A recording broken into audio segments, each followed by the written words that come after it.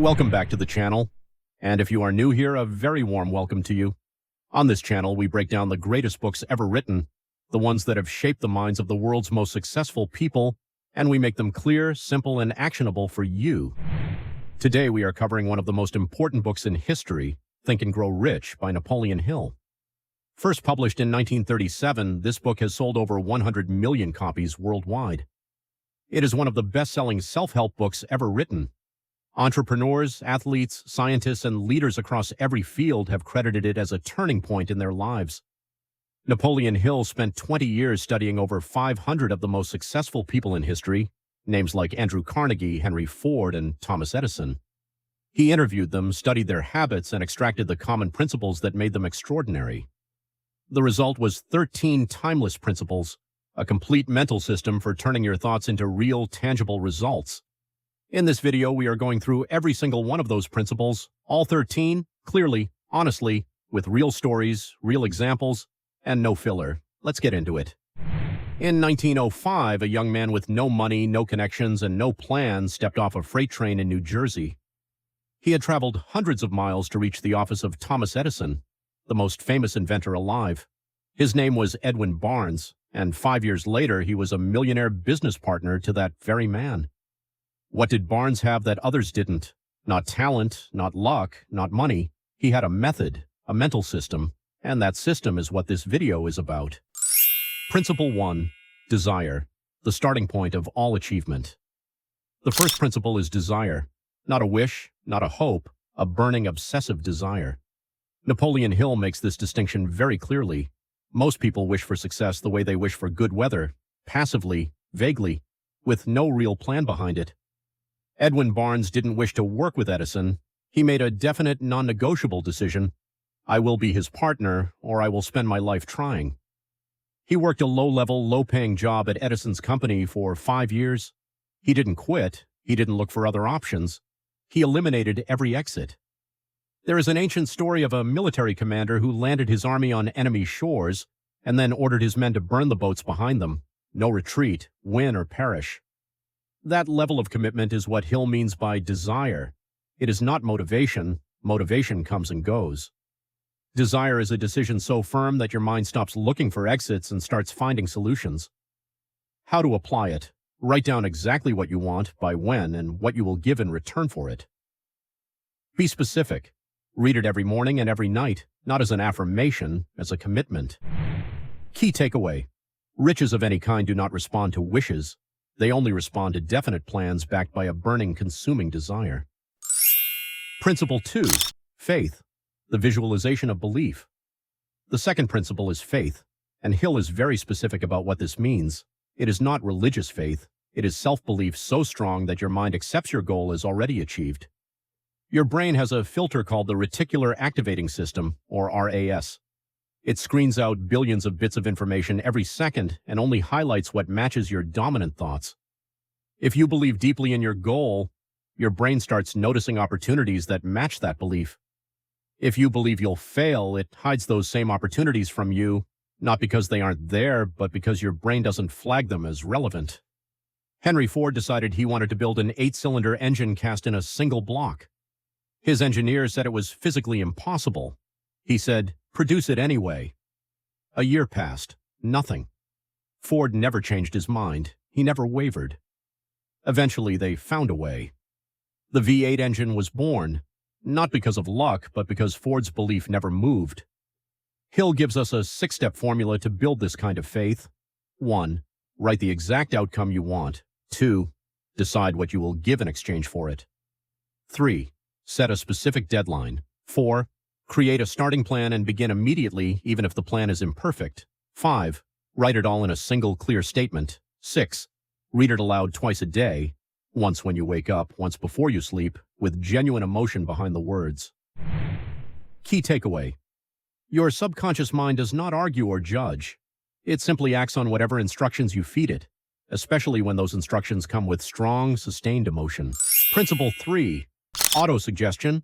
How to program your subconscious. The third principle follows directly from faith. Autosuggestion is the method of deliberately feeding your subconscious mind the exact messages you want it to act on. Your subconscious is always listening. The problem is that most people feed it fear, doubt, and self-criticism without even realizing it. Every time you say, "I can't do this," or "I'm probably not good enough," your subconscious records it as instruction. Autosuggestion flips this. You deliberately repeat specific, emotionally charged statements about your goal until the subconscious accepts them as fact and begins acting on them. This is the science behind why the 6-step formula in Principle 2 works. Repetition with emotion is the language your subconscious understands. It does not respond to logic, it responds to feeling.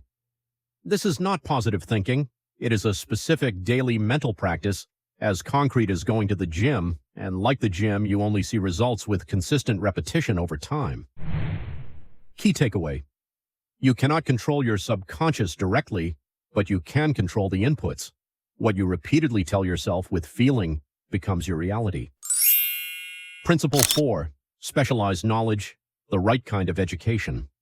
The fourth principle challenges a very common belief, that general education or simply knowing a lot leads to success. Hill disagrees. He says that what matters is not how much you know, it is whether you know the right things and can apply them to create real value. Henry Ford barely had a high school education, but he understood one thing deeply. He didn't need to know everything. He needed to know where to find the people who did. Specialized knowledge means becoming exceptionally skilled at one thing that the world needs. A generalist is useful, a master is irreplaceable. In today's world, this might mean learning one skill deeply, whether that's coding, sales, design, writing, engineering, or something else entirely, and combining that with practical experience and the right relationships. Knowledge alone, Hill says, is not power. Only organized, applied knowledge is power. Key takeaway. Find the specific knowledge your goal requires, develop it deeply, and apply it immediately. You don't need to know everything. You need to master the thing that matters most. Principle 5. Imagination, the workshop of the mind. The fifth principle is imagination, and Hill describes it in two distinct forms. The first is synthetic imagination, taking existing ideas, experiences, and knowledge and rearranging them into something new and useful. This is what most creative problem-solving looks like day to day. The second is creative imagination, entirely new ideas that seem to arrive from nowhere, what we commonly call inspiration or a breakthrough. Hill believed this happened when the mind was calm, highly focused, and deeply aligned with a specific desire. Scientists today call this a flow state. Every invention, every business, every great work of art began as an idea in someone's imagination before it existed anywhere in the real world. The imagination is literally the factory where your future is manufactured. Hill observed that most people's imaginations are like muscles that have never been exercised. They are weak from disuse, not broken. They can always be developed. Key takeaway. Your imagination is not a childish fantasy. It is the first place every result begins. Use it deliberately and use it every day. Principle 6. Organized planning, turning desire into action. The sixth principle is where desire meets the real world. Organized planning. A definite plan must be created. And you must begin working that plan immediately, whether or not it feels complete, because no plan survives first contact with reality without adjustment. Hill also introduces a critical concept here: the mastermind alliance. No great success is achieved entirely alone. The most powerful plans are built with a small group of like-minded people who share your direction and contribute knowledge and skills you don't have.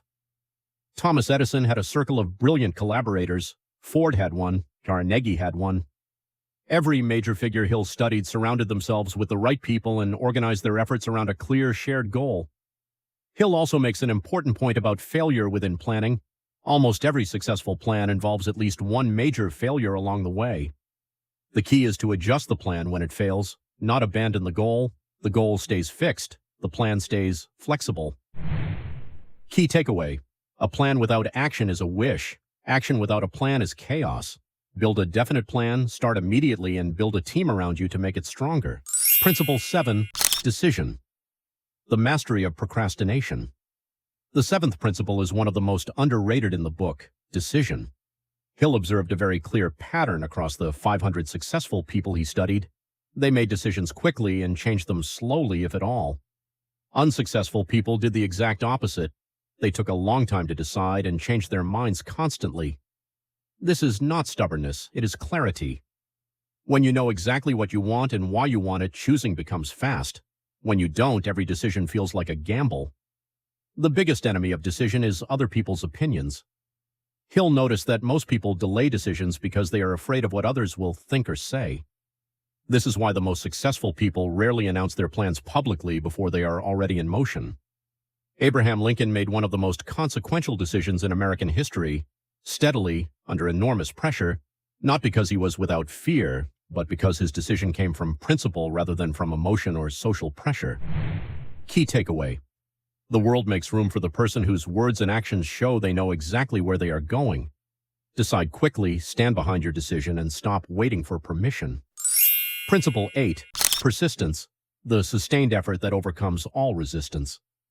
The 8th principle is persistence, and Hill calls it the sustained effort necessary to induce faith. Without it, none of the other principles can fully work. Here is one of the most powerful stories in the entire book. A man named Darby invested everything into a gold mine during the gold rush. He found a vein, raised money to buy machinery, and returned to dig. Then, the vein disappeared. He drilled for weeks, nothing. He gave up and sold his equipment to a scrap dealer for a few $100s. The scrap dealer hired a mining engineer to look at the site. The engineer said the gold vein was right there, exactly 3 feet from where Darby had stopped drilling. Darby walked away from millions. The scrap dealer walked away rich. Darby spent the rest of his life as one of the most successful insurance salesmen in the country. His one rule: never take no as a final answer. He had stopped 3 feet from gold once. He would not do it again. Failure is not the opposite of success. It is often the final test before success arrives. The difference between those who reach their goal and those who don't is almost always one simple thing: the person who made it simply didn't stop. Key takeaway: persistence is not stubbornness. It is the disciplined refusal to accept temporary defeat as permanent failure. Every setback carries within it the seed of an equivalent success, if you don't quit. Principle 9. The mastermind, the power of allied minds. The 9th principle is the mastermind, and it is where individual effort ends and collective power begins. Hill's definition is precise. A mastermind is the coordination of knowledge and effort between 2 or more people working toward a definite purpose in a spirit of genuine harmony and trust. When this happens, something remarkable occurs. The combined intelligence of the group becomes greater than the sum of its individual parts. Hill calls this a third mind, a creative force that no single person could generate alone. Andrew Carnegie built his entire empire on this principle. He surrounded himself with the smartest people he could find, people who knew what he didn't, and aligned them around a single clear goal. A mastermind is not a networking group or a casual friendship. It is a small, committed circle of people with aligned goals who push each other forward honestly, share knowledge freely, and hold each other to a high standard. Key takeaway: you do not need to know everything. You need to build a team of people who collectively know what is needed and who share your commitment to getting there. Principle 10.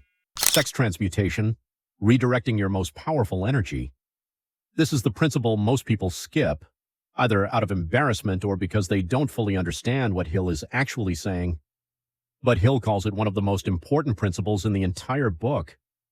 Sex transmutation is the act of redirecting one of the most powerful human drives, sexual energy, into creative, productive, and ambitious work. Hill is not telling you to suppress this energy or deny it. He is saying channel it, redirect it deliberately. He observed that most of history's greatest creative geniuses, artists, scientists, inventors, leaders, had an intensity and drive that went far beyond what could be explained by discipline alone. That intensity had a source.